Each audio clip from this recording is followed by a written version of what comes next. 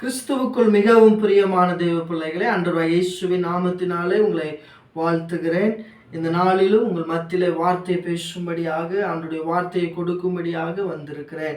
ஆண்டவருடைய வார்த்தைக்கு நேராக போவதற்கு முன்பாக ஒரு சின்ன ஜெபம் பண்ணி நம்ம வார்த்தைக்கு நேராக போகலாம்.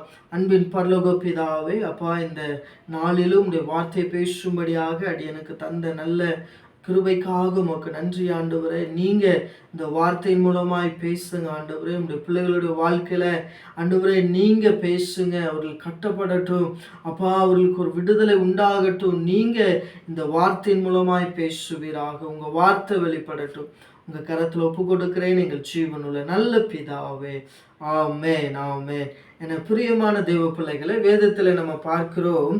லூக்கா எழுதின சுவிசேஷம் 19வது அதிகாரம் வசனம் 1-10 வரைக்கும் நம்ம பார்க்கும் பொழுது, அதுல சகேயு எனப்பட்ட ஒரு மனுஷனை குறித்து போடப்பட்டிருக்கிறது. சகேயு எனப்பட்ட ஒரு மனுஷன் யார்? அந்த மனுஷன் என்ன செய்து கொண்டிருக்கிறார்? அந்த சகேயு யார் என்று சொல்லி பார்க்கும் பொழுது, அந்த சகேயு ஒரு ஒரு ஒரு டாக்ஸ் கலெக்டராக இருக்கிறான். அதாவது வரி பணம் அந்த கலெக்ஷன் பண்ணுகிற ஒரு வசூல் பண்ணுகிறவனாய் அந்த இடத்துல காணப்படுகிறான். அவனுக்கு அநேக ஆஸ்திகள் இருக்கிறது. அவனுக்குள்ள அநேக ஐஸ்வர்யம் காணப்படுகிறது. அவனை சுற்றிலும் அநேகர் இருக்கிறாங்க. அவன் என்ன சொன்னாலும் கேட்கறதற்கு நிறைய பேர் என்ன செய்றாங்க? இருக்கிறாங்க.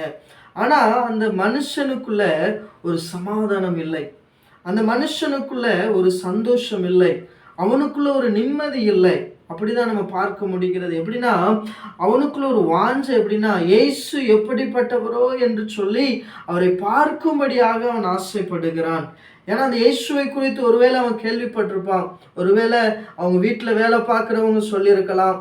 ஒருவேளை பக்கத்தில் உள்ளவங்க சொல்லியிருக்கலாம். சொந்தக்காரங்க சொல்லியிருக்கலாம். எப்பா, நீ இயேசுவை குறித்து கேள்விப்பட்டிருக்கிறியா? அந்த இயேசுவானவர் இந்த உலகத்துக்கு வந்த நாள்ல இருந்து அவர் ஊழியம் செய்து கொண்டிருக்கிறார். அநேகருக்கு அற்புதம் செய்கிறார். அநேகருக்கு விடுதலை கொடுக்கிறார். பிசாசிலிருந்து ஒரு விடுதலை கொடுக்கிறார். அநேகருக்கு சுகத்தை கொடுக்கிறார். அநேகருக்கு நல்ல காரியங்களை அவர் செய்து கொண்டிருக்கிறார்ப்பா.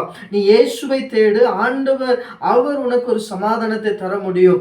அவரால் உனக்கு நிம்மதியை தர முடியும். அவரால் மாத்திரம்தான் உனக்கு ஒரு விடுதலை கொடுக்க முடியும் என்று சொல்லி ஒருவேளை அநேகர் அவனோடு கூட பேசி இருக்க முடியும்.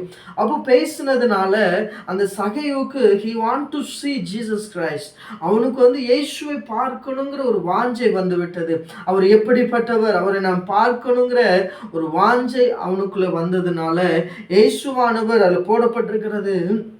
அவர் எரிகோ வழியில பிரவேசித்து வருகிற சமயத்துல ஆயக்காரன் தலைவனுமா இருக்கிற அந்த சகேயு என்ன செய்யறான்? இயேசு வருகிறார் என்று கேள்விப்பட்ட உடனே அவன் வேகமாய் ஓடி வருகிறான். வேகமாய் ஓடி வருகிற சமயத்துல இயேசுவை சுற்றிலும் திரளான கூட்டம் என்ன செய்கிறது? காணப்படுகிறது. அவரை சுற்றிலும் நெருக்கங்கள் காணப்படுகிற நெருக்கமான ஜனங்கள் காணப்படுகிறார்கள். அவங்க நெருக்கமான கூட்டம் இருக்குதுன்னு பார்க்கும் பொழுது அவங்களுக்கு ஒரு விடுதலை வேணும், அவங்களுக்கு ஒரு சுகம் வேணும், அவங்களுடைய வாழ்க்கையில ஒரு நிம்மதி வேணும், அவங்களுக்கும் ஒரு காரியம் வேணும்னு சொல்லிதான் அநேகர் இயேசுவுக்கு முன்பாகவும் பின்பாகவும் என்ன செய்றாங்க? காணப்படுகிறார்கள். ஆனா இந்த சகேயு அவனுக்குள்ளனா இருக்கிறான். அவன் வளர்த்தி கிடையாது, அவன் குள்ளனா இருக்கிறான்.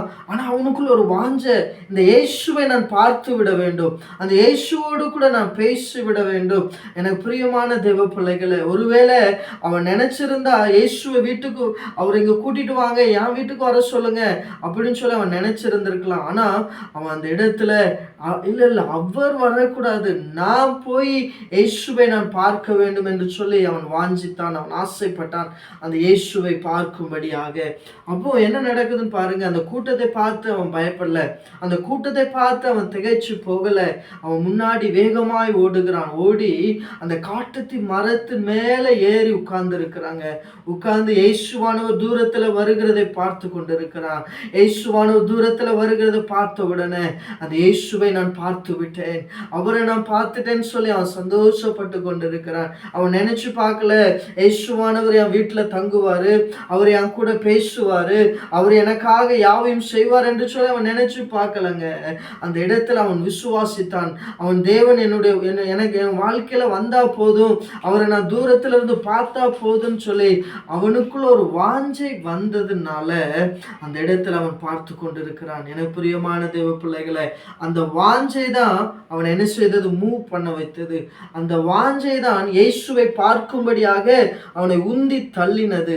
இன்னைக்கு நீங்களும் நானும் தேவ சமூகத்தில் இருக்கிறோம். ஒருவேளை நம்மளுடைய வாழ்க்கையில சமாதானம் இல்லாமல் இருக்கலாம், சந்தோஷம் இல்லாமல் இருக்கலாம், ஒருவேளை இந்த காரியம் நடக்காம நம்மளுடைய வாழ்க்கையில இருக்கலாங்க.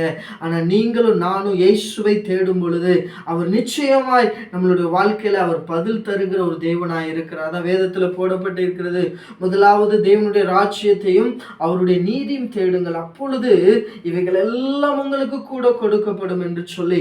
எனக்கு பிரியமான தேவ பிள்ளைகளை, நீங்களும் நானும் எவ்வளவு தூரம் ஆண்டவரை பின்பற்றுகிறோம், எவ்வளவு தூரம் ஆண்டவருக்கு நேராக நம்ம சென்று கொண்டிருக்கிறோம், எவ்வளவு தூரம் நம்மளுடைய பிரச்சனையை ஆண்டவர்கிட்ட நம்ம சொல்லுகிறவர்களாய் நம்ம காணப்படுகிறோம்.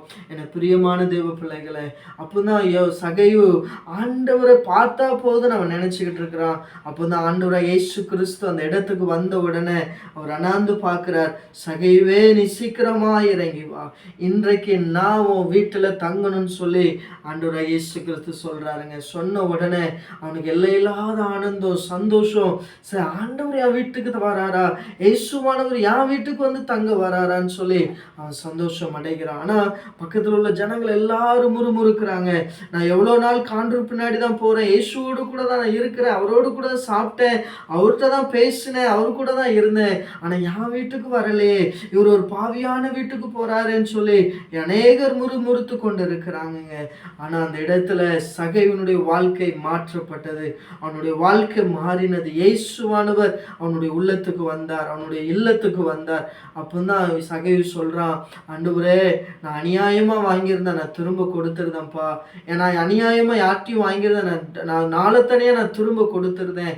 ஏன் அப்படி சொல்றான்னு பார்க்கும் பொழுது, அவன் இயேசுவை விட விலையேறப்பட்டது வேற எதுவுமே இல்லை, இயேசு ஒருவர் எனக்கு போதுன்னு சொல்லி அவன் தன்னுடைய இருதயத்தில் அவரை ஏற்றுக்கொண்டான். அப்போ நான் ஏற்றுக்கொண்ட மாத்திரத்தில் ஆண்டவர் சொன்னார், இன்றைக்கு உன் வீட்டுக்கு ரட்சிப்பு வந்தது என்று சொல்லி. என பிரியமான தேவ பிள்ளைகளை, நம்ம இந்த உலகத்தில் ஓடிக்கொண்டிருக்கிறோம், நம்மளுடைய வாழ்நாள் முழுவதும் நம்ம ஓடிக்கொண்டிருக்கிறோம்.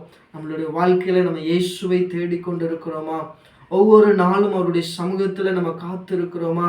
ஆண்டவரே, என் வாழ்க்கையில இந்த காரியத்தை நீங்க நிறைவேற்றுங்க ஆண்டவரே என்று சொல்லி நம்ம கேட்டுக்கொண்டு இருக்கிறோமா? கர்த்தர் உங்க வாழ்க்கையில அவர் வர போதுமானவராக இருக்கிறார். அவர் வரும்படியாக ஆசைப்படுகிறார். நீங்க அவர் என் வாழ்க்கையில வரணும்னு சொல்லி நீங்க திறந்து கொடுங்க. கர்த்தர் உங்க வாழ்க்கையில வர அவர் போதுமானவராக இருக்கிறார்.